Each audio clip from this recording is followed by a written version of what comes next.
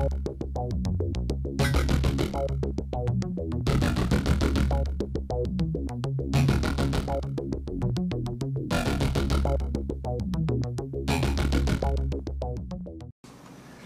and gentlemen of Congress, I appreciate your attention, because the message I bring you is vital. We are going to win this war unless you actively oppose our efforts. If you write legislation that causes us to remove troops at the very moment our new counterinsurgency strategy is proving itself, you will be the cause of any defeat. President Bush has not won this war, and up until he replaced Secretary Rumsfeld and installed General Petraeus, he's done much to make a defeat possible.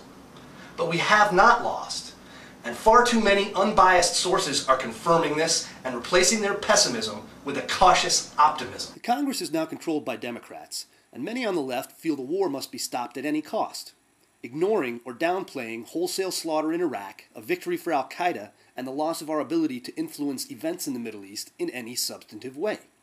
We can't allow that. The problem is we used the wrong strategy from the very start. Rumsfeld attempted to manage the war, and ignored the culture and power structure of the area and the peoples of the country. Disbanding the army sent home tens of thousands of Saddam loyalists and Baathists, who now had no livelihood, and the only skill they had was terrorizing the people of Iraq. In addition, we attempted to graft a new civil order on the country that didn't account for the power of the local tribal sheiks. The loyalty of these folks must be earned, and Rumsfeld's Iraqification policy failed to account for or include them. The application of counterinsurgency tactics to an insurgency has started to show results as should be expected. Those results have come largely because of two things. First, the clearing of large areas where insurgents had operated, and second, the fact that U.S. forces stayed in the areas they cleared to ensure insurgents wouldn't filter back in.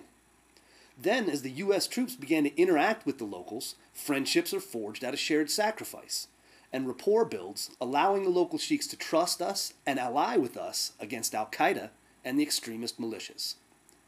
I made a point of pointing out the mistakes made because they have been significant, but right now they are almost completely irrelevant.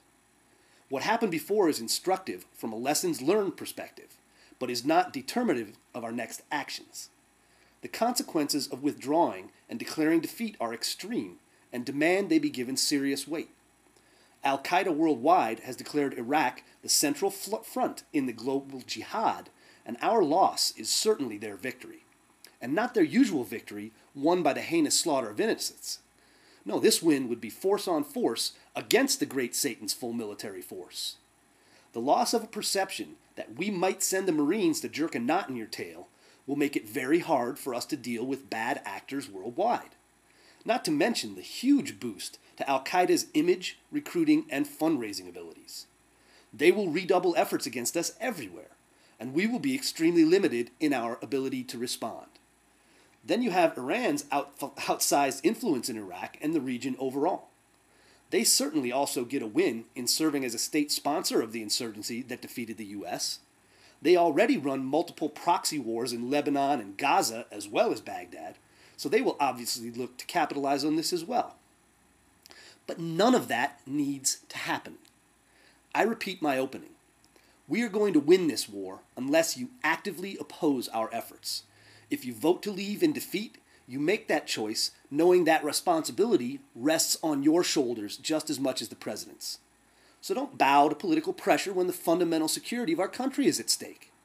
If we persevere in Iraq and allow the nascent security to spread, we will deal a massive blow to all those folks I had rejoicing previously. All our major enemies have a stake in our efforts in Iraq. You people need to decide whether you would rather win or lose, because that choice now belongs to you.